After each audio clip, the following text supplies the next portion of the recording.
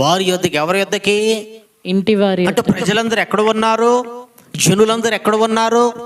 దీవెన కావాలంటే నువ్వు ఎక్కడికి రావాలా? ఎవరు దీవించబడతారు? ప్రజలందరేమో దేవుని కోసం దేవుని సన్నిధికి వచ్చి, రాజుగారి దగ్గరకు వచ్చి దేవుని సన్నిధిలో నిలిచి ఉంటే, దావీదు కుటుంబం, దావీదు పిల్లలేమో అంతఃపురంలో ఇంట్లో కూర్చొని ఉన్నారు. అందుకే దావీదు వాళ్ళని దీవించిన ఆ దీవెని పిల్లల మీదకి కలగలా.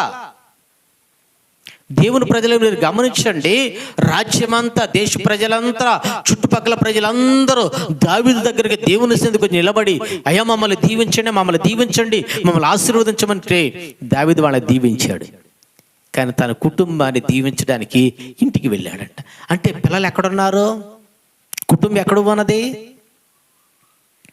దేశ ప్రజలందరూ మందసాన్ని తీసుకువెళ్ళటానికి దేవుని దగ్గర, దేవుని సన్నిధికి వెళితే కుటుంబం ఎక్కడున్నది? ఈరోజు నీ ఆత్మీయ జీవితాలలో నీ పిల్లల్ని నువ్వు ఏ క్రమంలో పెంచుతున్నావు? ఏ మార్గంలో నడిపిస్తున్నావు? ప్రజలందరూ, దేశ ప్రజలందరూ దేవుని సన్నిధికి వచ్చి నిలిచి ఉంటే దీవెన కోసం నీ పిల్లలు ఎక్కడ ఉన్నారు? నీ పిల్లలు ఎక్కడ ఉన్నారండి? దేవుని ప్రజలారు, ఈరోజు మీ పిల్లల్ని ప్రేమించండి, ముద్దు చేయండి, కానీ గుండెల మీద కుంపడగా మార్చుకోవద్దు. గుండెల మీద కుంపడగా మార్చుకోవద్దు. దావీదంతటి రాజు అంతటి వ్యక్తి దేవుని సన్నిధిలో పరవశించి నాట్యమాడి దేవుని సన్నిధిలో నిలిచాడు, కానీ పిల్లలను నడిపించుకోలేకపోయాడు, కుటుంబాన్ని తీసుకురాలేకపోయాడు. దేశ ప్రజలందరూ దేవుని సన్నిధిలో నిలిచి ఉంటే, మనసు మీద నిలిచి ఉంటే, ఇతని కుటుంబం మాత్రం దేవుని సన్నిధిలో నిలిచిలేదు. అంతఃపురంలో రాజరికంలో ఉన్నది, రాజరికంలో ఉన్నది.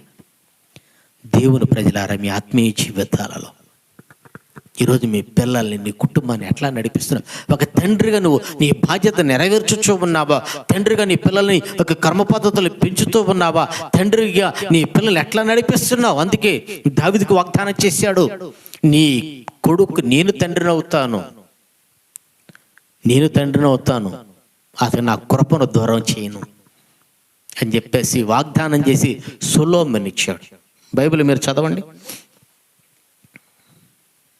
సమూయేలు రాసిన 2వ గ్రంథం 14వ అధ్యాయం 26వ వాక్యాన్ని చదువుకుందాం. సమూయేలు రాసిన 2వ గ్రంథం 14వ అధ్యాయం 26వ వాక్యం. తన తల వెంట్రుకలు భారముగా ఉన్నందున ఏటేటా అతడు వాటిని కత్తిరించుచూ వచ్చెను. కత్తిరించినప్పుడల్లా వాటి ఎత్తు రాజు తూనికను బట్టి 200 తులములు అయ్యెను. రాజుల మొదటి గ్రంథం